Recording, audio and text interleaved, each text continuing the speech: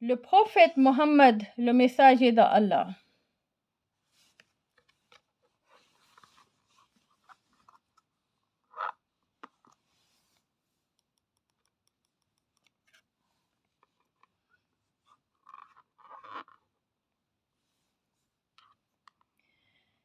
Lorsque le prophète Mohammed sallallahu alayhi wa sallam avait environ 40 ans, il s'escaladait souvent la montagne de la Mecque appelée Jabal al-Nour, ou la montagne de la lumière.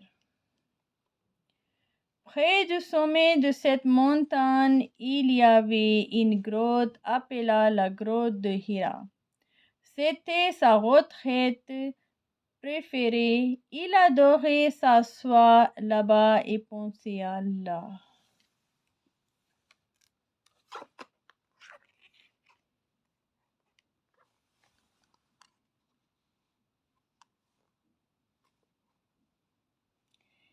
Il restait assis dans la grotte pendant des heures et méditait sur les mystères de la création.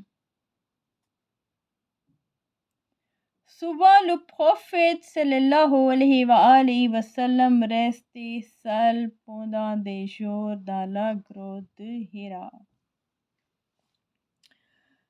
Le vaste silence du désert, avec le sable et le ciel sans fin, ainsi que la nuit avec son obscurité tout aussi infinie qui garde vie grâce au scintillement de minuscules étoiles, semblait rapprocher chacun du Créateur.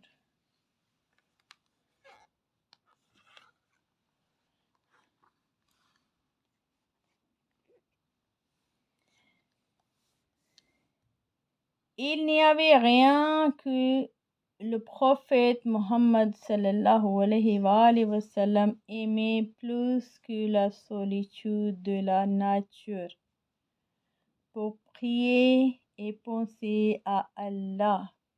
Il se disait, quel est le but de la vie?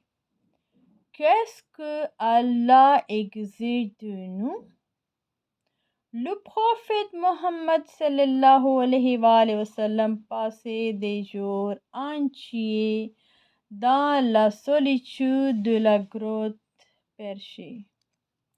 Khadija envoyait ses petites filles lui apporter de la nourriture et de l'eau.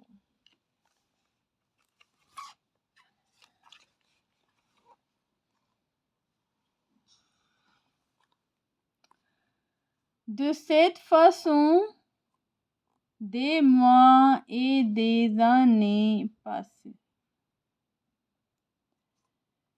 Des années passèrent, Allah finit par déverser sa miséricorde sur le prophète Mohammed sallallahu alayhi wa sallam et étancha sa soif de vérité. Une nuit, alors que le prophète Mohammed sallallahu alayhi wa sallam dans la grotte, il sentit que quelqu'un essayait de le réveiller. Le prophète Mohammed sallallahu alayhi wa sallam se leva et, à son grand étonnement, il vit à l'archange Gabriel, autrement dit Gabriel, alayhi salam, debout à côté de lui sous forme humaine. Lis, ordonna l'ange. Je ne suis pas de ceux qui savent lire, répondit le prophète Mohammed sallallahu alayhi wa sallam. Déconcerté, l'ange le serra de toutes ses forces et répéta, lis.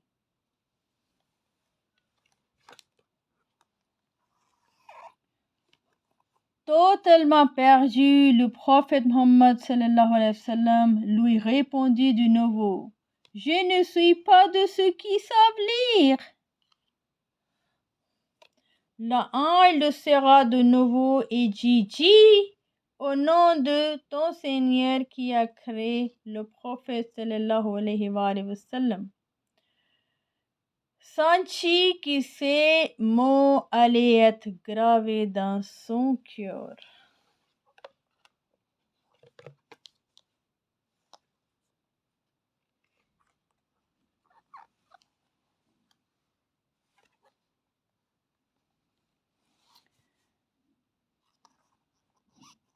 Ce furent les premiers mots du Coran.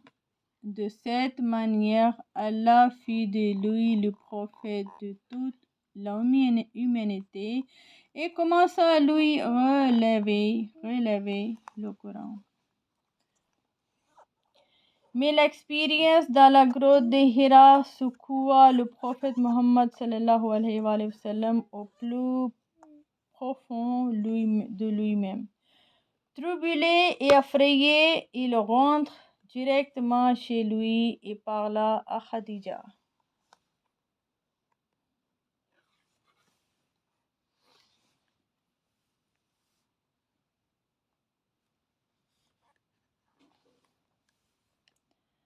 Khadija, je ne comprends pas ce qui m'est arrivé.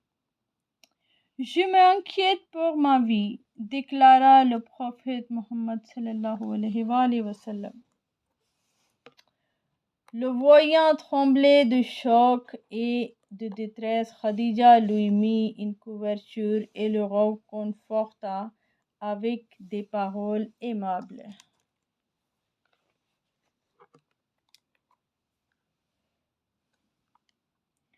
Lentement, le prophète Mohammed sallallahu alayhi wa sallam commençait à comprendre la signification de la révélation. Il réalisa également la grande responsabilité qui lui fut confiée, celle de transmettre le message du Coran aux gens. Khadija fut la première personne à accepter Mohammed sallallahu alayhi wa sallam en tant que messager. Elle ne tarda pas à reconnaître le prophète Mohammed sallallahu alayhi wa sallam et à croire en lui.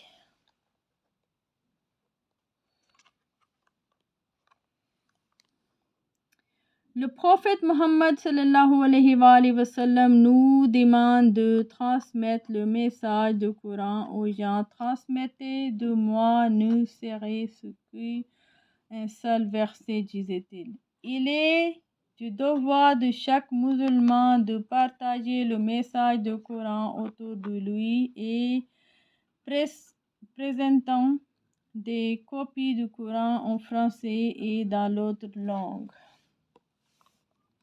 Voilà, c'est la photo du Coran. Voilà ce qu'on a compris, que le messager d'Allah sallallahu alayhi wa sallam nous a donné le message d'Allah et maintenant c'est nous devons transmettre le message d'Allah aux autres dans les langues qu'on connaît, le français, les anglais, dans les autres langues. Oui, toi aussi. Toi aussi, tu devais transmettre maintenant le message d'Allah. D'accord? Oui. C'est amana. D'accord? Amana, moi aussi. C'est un promis. Moi aussi, je amana. Amana, c'est-à-dire qu'il t'a donné une chose que tu donnes aux autres. D'accord? Oui. C'est pour ça qu'on fait l'histoire, on fait les vidéos. Comme ça, les enfants aussi peuvent regarder. Ceux qui ne peuvent pas acheter des livres, ils peuvent regarder des livres et ils peuvent écouter les messages d'Allah. D'accord? C'est très bien.